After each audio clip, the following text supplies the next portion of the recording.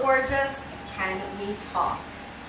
We are cooking tonight. It's Michelle, and we are very excited to share a couple of tips for you guys tonight in your kitchens. We've been talking a lot about weight loss, so I have my muumuu on. It's very comfy in the kitchen to cook, and it also makes me not feel as heavy as I am because it's nice and light. So you'll see me in this a lot. This is my hangout cooking outfit. Roasting vegetables. I'm going to make it so easy for you. Do not use water. That is the big no-no when it comes to roasting vegetables. When you take your vegetables out, you want them really, really, really, really dry. If there's any little bits of moisture on your vegetables, you're going to steam them like a steam bath. And if you want them nice and caramelized and brown, you want them really dry. And then once you get them on your pans, give them a nice toss with olive oil and salt and pepper. And if you want to kick it up a little bit, you can add some herbs. So the other day I did butternut squash with thyme. The cauliflower would be really great with curry, parsley. I even like a little bit of basil, but I happen to love basil. It's one of my favorites. So these are going to go in the oven. Hey, Carrie, how are you tonight? Hi, Michelle. Hey, guys. How's it going? Carrie's going to pop these in the oven for me. Okay, awesome. We've got our oven set at 450. Thank you, darling. Here goes Miss Carrie. Right. So we're going to put all three of them right in. Awesome. Thank you, dear. And here's this one. Perfect. Thank you. Right here. And we're going to keep those in there until they get nice and golden brown. We're going to leave it set. So here's the deal. How many minutes? We're going to smell it. Okay, perfect. I think your kitchen tells you what you need to know if you use your nose and you smell. It's hard for me to tell you tonight what it's going to be because truthfully, my ovens are mostly broken. I have two. Partly it works and partly it doesn't, so I don't want to tell you how long to keep them in there because my ovens don't work so great right now. But I'm going to guess about 20 minutes if the ovens were working. All right. I want to talk about a couple of more quick tips tonight. When we cut up our broccoli and our cauliflower, Carrie was so awesome helping me prep vegetables. And I came in the kitchen and found all these left. And I said, oh, I'm so glad you didn't throw them away. And she's like, I knew you'd want to do something with them. And we are going to do something. We're going to come over here and get a Ziploc bag. And you're probably thinking, what is she going to do with these veggies? Well, here's the deal. It's really hard sometimes to eat all the veggies you're supposed to eat in a day. So a couple of different ideas. These are the little tiny pieces that were left over from our roasting. Oh, another tip. When you're roasting vegetables, you want to try and get the pieces of the vegetables all the same size.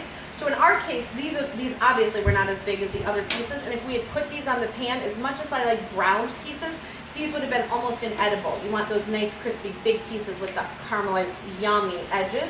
So instead, we kept all these, and I'm just going to give you a couple quick ideas of what to do with them. A, if you're a NutriBullet fanatic, I go in and out of phases, depending on where I am with my weight. You can throw this in the NutriBullet, and with a lot of chocolate, protein powders, and things like that, you guys could really make it taste good. I have made an oath to lay off of all those kinds of powders. I'm trying to eat more clean.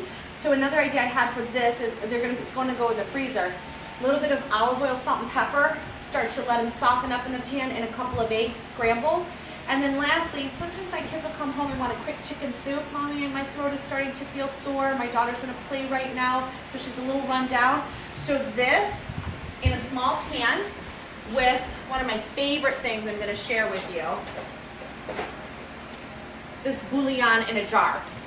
So I remember when I was growing up, my mom used to use those cubes, those hard, like all salt cubes.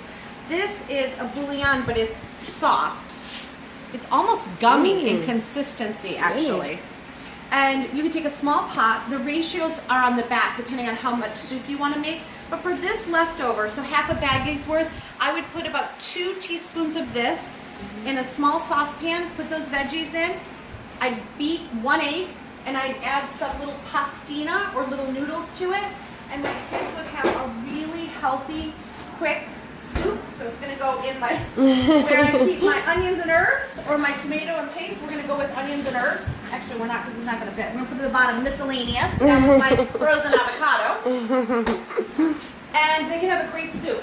If you want to kick it up a little bit of a notch, make it a little more sophisticated, you could put ginger, coconut milk, and a little bit of curry, just to give it a little more exotic flavor if you're going to eat it for yourself and you want something different. Last but not least, we are having steaks for dinner.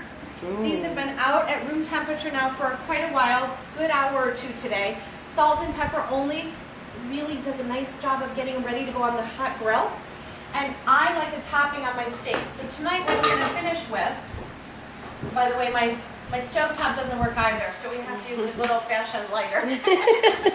We're hoping for a new kitchen Does the eventually. trick. We've lived in our house 12 years. We were going to have 2 kids and renovate, and now we have 4 kids, and every appliance in my kitchen is hanging on by a thread. I'm thankful I have the grill because I'm quite sure that at some point soon I'm going to have to cook all our meals on the grill, and that'll be a different segment. We're going to sweat out our mushrooms. I didn't put any oil in the pan. We are just going to let these mushrooms start to sweat.